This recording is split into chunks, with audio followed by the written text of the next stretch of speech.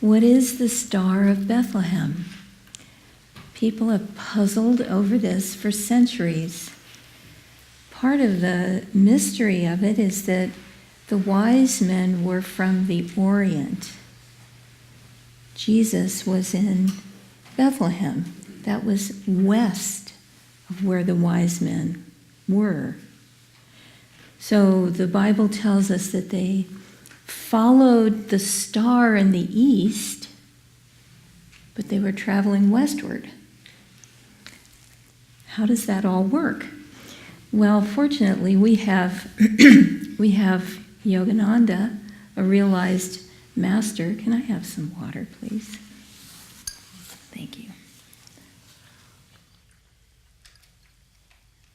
I also have a secret weapon in my pocket.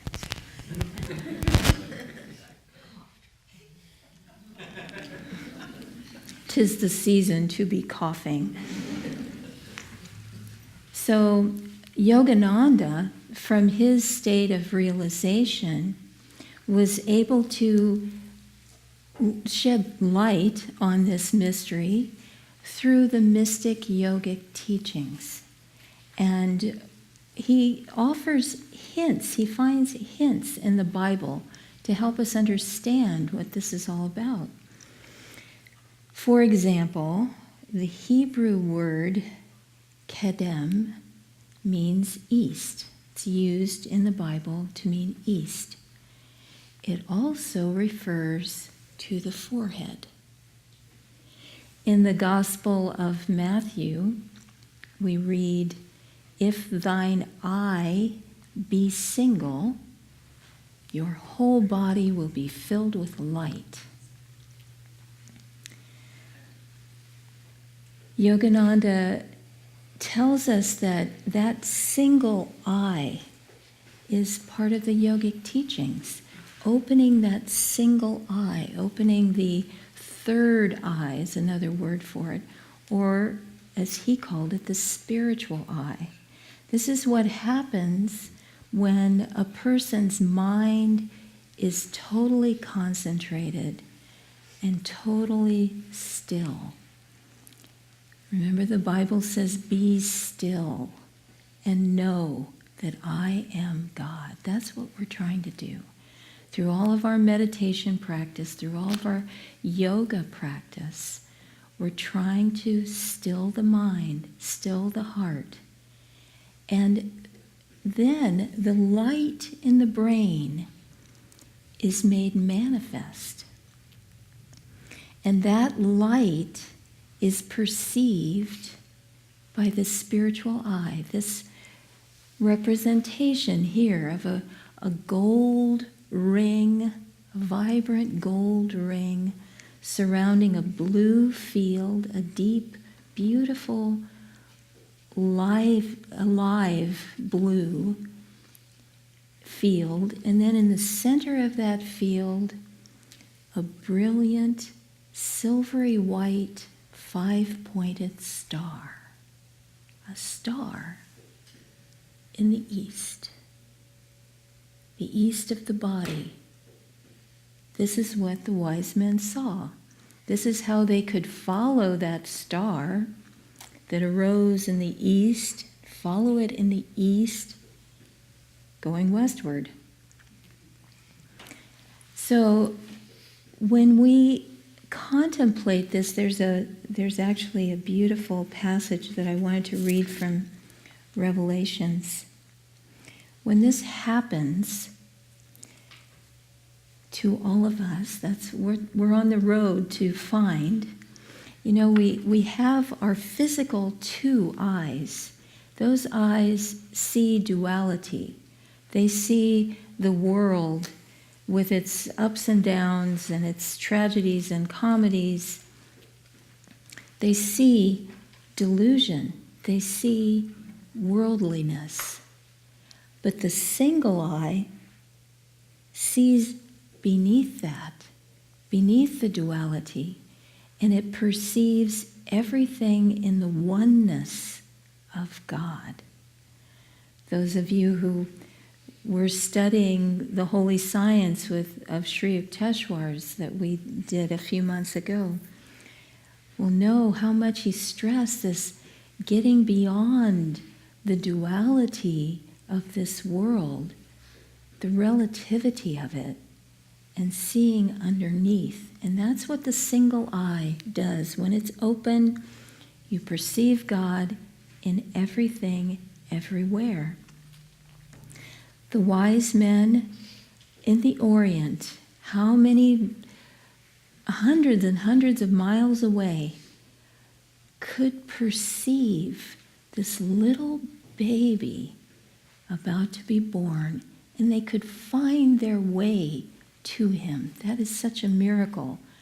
Without Google Maps, without GPS, without cell phones, they found their way through the star of Bethlehem.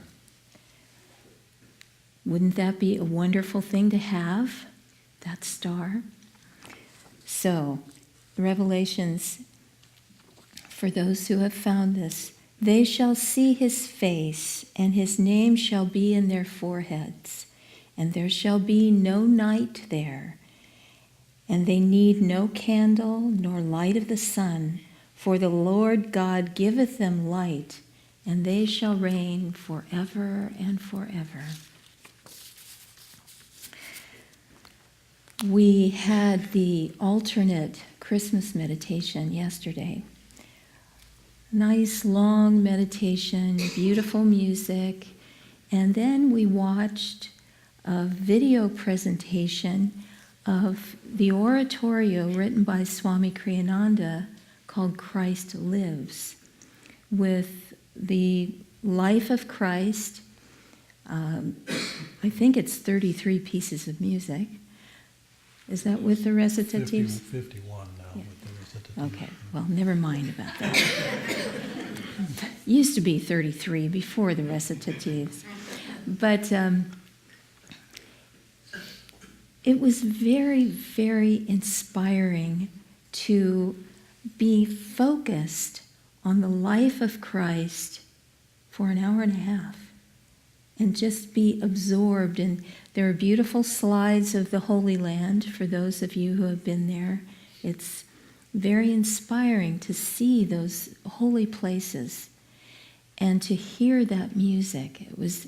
And it made me think, it is so important to meditate on and delve deeply into the life of these great souls, to fill your mind and fill your heart with that vibration.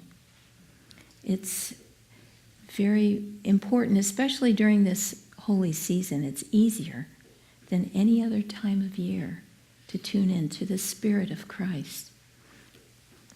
I just want to close with a little story. This was very meaningful to me. I don't know if I can even tell it without crying, and it's silly because it's a commercial. And I've watched it several times and I've cried every single time. And I have a Kleenex in my pocket just in case. So, Christmas ads, they really go all out. There's one about Mrs. Claus that you should look up. It's very cute. She's a little secret agent person. It's very cute. But this one was shown to me, and I just found it very inspiring. So, there's no words spoken. It's just music. And a Muslim imam is friends with a Catholic priest. And he goes over to the priest's house and they share a cup of tea. That's the whole thing. So they discover as they're talking and laughing, they're old friends, when they go to sit down, their knees, both of them, their knees hurt. And they have their cup of tea and their talk, and then they get up, both of them, knees are hurting. So they say goodbye, and the door closes, and the priest thinks of something, and he gets his cell phone out, and he makes an order. Meanwhile, the Muslim imam is out on the street, and he stops and thinks and gets out his cell phone and he makes an order. And they both have ordered a gift for the other one. I'm going to start to cry. So the next scene, the boxes arrive and they're each surprised and they each laugh. And then the final scene is the Muslim imam lifts up his robe and he puts on his knee pads and he goes into the mosque and he kneels to pray. And then you see the priest lift up his cassock, put on his knee pads, and go into the church and kneel to pray. I relate this story through my tears because there is a great wave of goodness out there. We've often been discouraged, especially since November. And it's important to remember that there are people who love God, who want unity, who want beauty and truth and oneness, and see that oneness in this world. Don't feel that you are alone. There is a great wave of goodness. It's our duty, been made especially clear, I think, with all the hate crimes and all the things that have been going on. I think God is telling us, you have to work for it. It's not going to just be handed to you on a silver platter. Go deep and find that spiritual eye. Go deep and be guided by that star of Bethlehem so that you can be strong in this movement of love and peace on earth.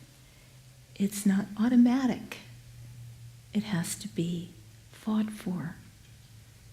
Fought for with love and an open heart. And if you feel to, look up the Apple advertisement. Amazon. No. Oh. That was the other one.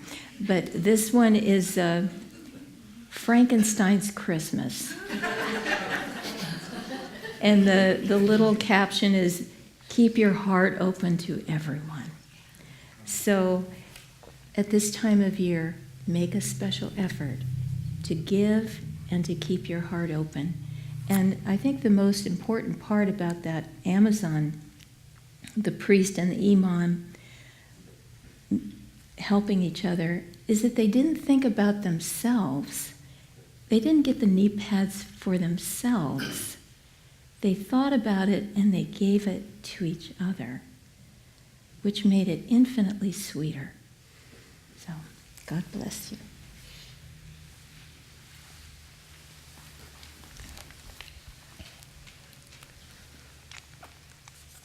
I have often wondered about the Star of Bethlehem growing up in the Christian tradition. It's something that, we would go to planetariums and see programs about it, and, it's just one of these little puzzlers. How did it happen? There were all kinds of theories out there about what it was. I just in preparing for this service, read yet another one. This was the Washington Post, just this week, had an article saying, science knows, now we understand what it was. What was the Star of Bethlehem? Anybody curious? They went back to the Greek. She was quoting the Hebrew, but they went back to the Greek wording of the gospel. They singled out the phrases that related to that star, which of course could have been a planet, but they were saying one of the words meant the star that you see, or in this case the planet that you see after it's passed behind the sun, and the very first moment that you see it, just as the sun is setting and the evening it's coming on, you can see a planet. And if it's been hidden for a while, that's auspicious. Now they were saying astronomically and astrologically. Well, anyway, they went into this long explanation, and I just, work the math to this for a moment, if you will. 3 different wise men, they don't ever explain why or how they were wise. I mean, we can certainly make the assumption that they must have been somewhat wise to be able to sleuth out the astrological implications of this hundreds or thousands of miles away, and then make their way all the way to this child, long, long distance, as Nirmala pointed out, without any modern conveniences to sort of direct their path.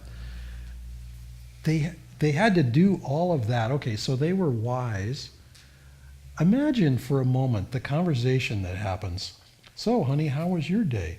Oh, it was great. I got a message saying I have to go find this Christ child, this new king that's been born. Hundreds or thousands. Oh, well, how long will you be going? Will you be back for dinner? No, it might be a year or 2. It's going to be a while. And you're going to go on that guidance. Astrology, I know a little bit about astrology. There's always a little bit of flex and a little bit of interpretation and understanding. You don't necessarily get that it's an exact thing at an exact moment unless you have an extraordinary insight. And to be willing to sort of say, okay, here, you run my kingdom for a while. I'm going to be gone following the guidance that I just got. Boy, you better know that guidance means something. It's better be mighty strong and very, very particular. And 3 different people, 3 different wise men were able to take that and go and travel across a good section of the world and run into King Herod, who, sort of went to his wise men like, hey, how come you guys didn't figure this out? What, if they can see the star, how come you didn't see the star? And what was it? And okay, we'll go and find it. I mean, there was amazing drama involved in all this. So it's interesting to sort of work this all through in terms of how on earth did that happen? But then we come back to ourselves and our own journey, because these things, yes, they happen historically. Okay, thousands of years ago, this amazing event happened, this amazing birth of this sage, this avatar, this great master came into the world, Christ. That event is happening today.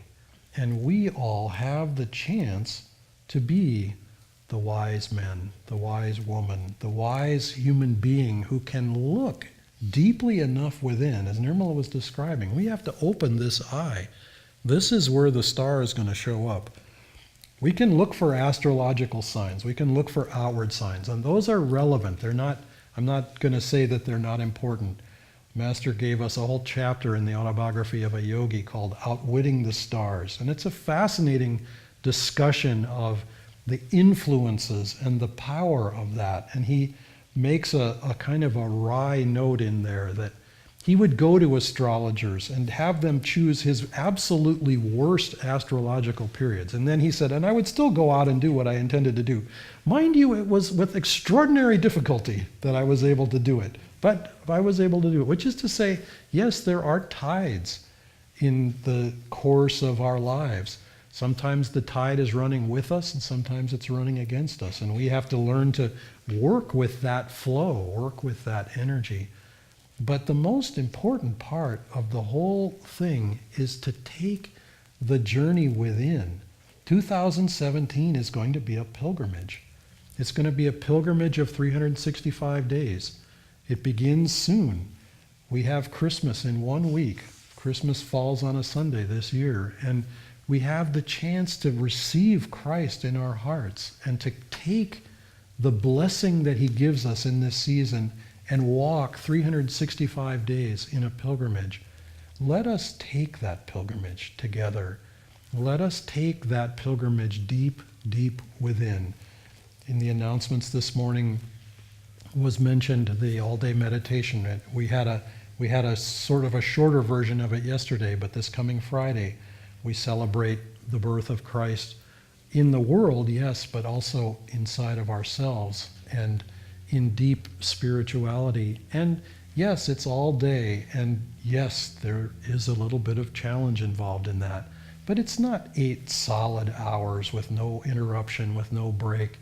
There are breaks interspersed. The schedule is up on the website. You can look at it.